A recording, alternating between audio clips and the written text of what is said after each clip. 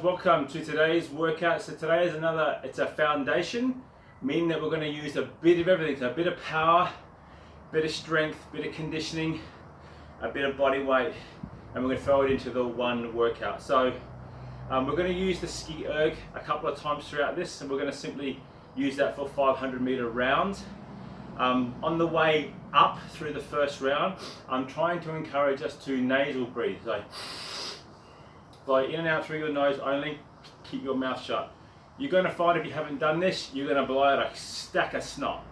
So just get used to it. If you have to, every now and then take a suck through the mouth, but I want you to try to nasal breathe. What that's going to do is it's going to slow your pace down to where you can find it bearable. When you start to increase your pace, it's extremely hard to nasal breathe if you haven't been practicing it properly. So I've been trying to do this now the last month or so when I walk with the dogs, trying to walk with my mouth shut. I've even to the stage where I've actually got some packing tape and tape myself, get some odd looks out there, but it forces me to slow down and therefore let me breathe through my nose, which at the end of the day, that's what this thing is designed to do. So let's just go through the workout. Simply, you're going to go through the round, you're going to get to the end, you're going to give yourself a 1 minute rest, and then you're going to come back down the round.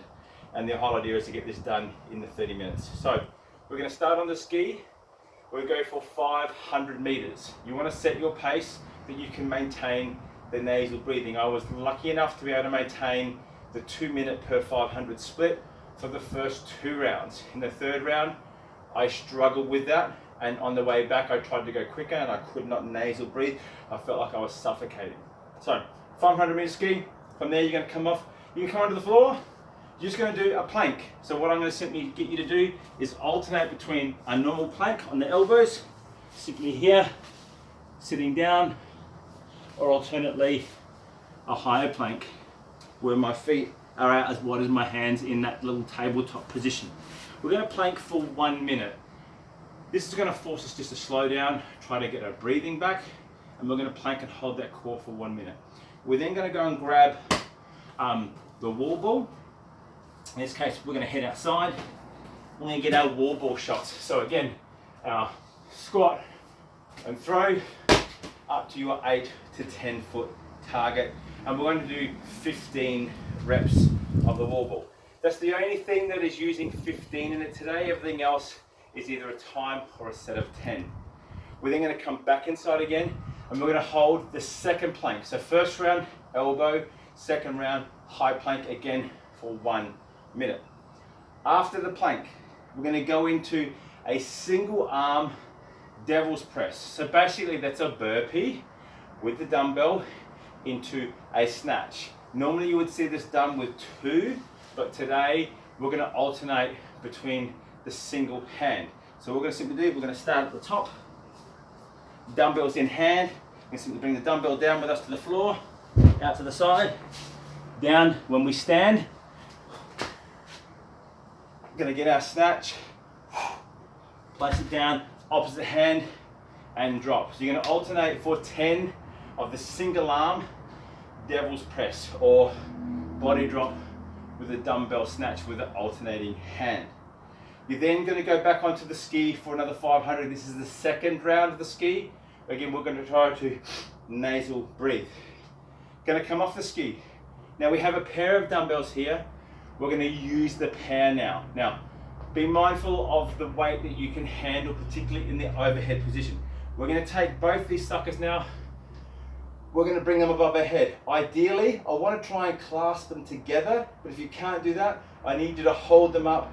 I want you to hold them what I call north-south, not east-west. North-south to pull the shoulders back, and then we're going to go down for that 10 alternating lunges. One of the reasons why, I typically don't wear the knee sleeves, but I'm using them today because of the weight. As I'm coming down, I found that I was tending to hit the floor a little bit too hard, so therefore the knee sleeves went on. Pause the clock, went back out, did it again. So again, we're going for 10 overhead lunges in the double arm position. We're then going to come inside, or you can stay outside, and we're going to go into what's called a Pendlay row. So Pendlay row is like your bent row. It's just the fact that you are all the way over into a nice flat back. For a bent row, you will typically see people in more of an upright position. So with our Pendlay, we're simply going to take both of our dumbbells. We're going to come right the way down. Now for me, I find it easier to simply start with the dumbbells on the floor. I'm all the way down into my flat position. I've got a slight bend in my knee. 1, 2. Now, if you find that too difficult, go with 1. Press my elbow on here and just drop my hand in here. I want to go simply for 1. We're trying to stay in this flat position, so it's really have to recruit the upper back a lot more in the flat position. So they call it the Pendlay. Going to go 5 on the right, 5 on the left. You may alternate, you may go 5 right, 5 left. It's entirely up to you.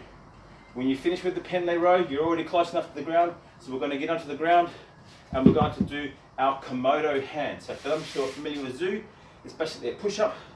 We're on the floor, but we're just off the floor and we're going to shuffle the hands. So my feet are wide, I'm going to come into this position, my hands are down, I'm going to shuffle 1, 2, and we're going to go for 20 of them. Okay, so only one hand counts. 1, 2, up to 20. Okay, so you may say this is 40. 1, 2, 3, 4. It's entirely up to you. But we'll go up to 20, and then we're going to get back up. We're going to come under the Ski-erg, and the Ski-erg for the final 500 meters. When we've done that final 500, whatever the clock says, we need to give yourself a 1 minute. It's not a rest.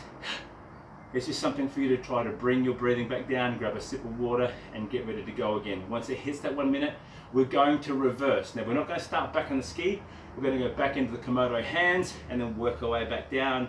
Komodo hands, 5 by 5 in the Pendlay row, the 10 times alternating single arm devil's press. We're back on the ski again, into our dumbbell, dumbbell overhead lunges, then the ski, then the single arm devil's press, then the plank, the wall ball, the plank again, and we're going to finish that final round. Give it everything you got in that last one. Try to get under 2 minutes, try to get to the 1:45 or even better, split per 500. You'll find this is a crack of a workout. Let's have a look. I am at 600 calories, my heart rate is still at 123 at the present moment. We've been done for about 10 minutes. And that simply was my 8-minute mobility before we even started the workout. So all up, time permitting, let's have a look. We've been going for just under 50 minutes with my warm-up and my workout, and we're getting a good workout from here.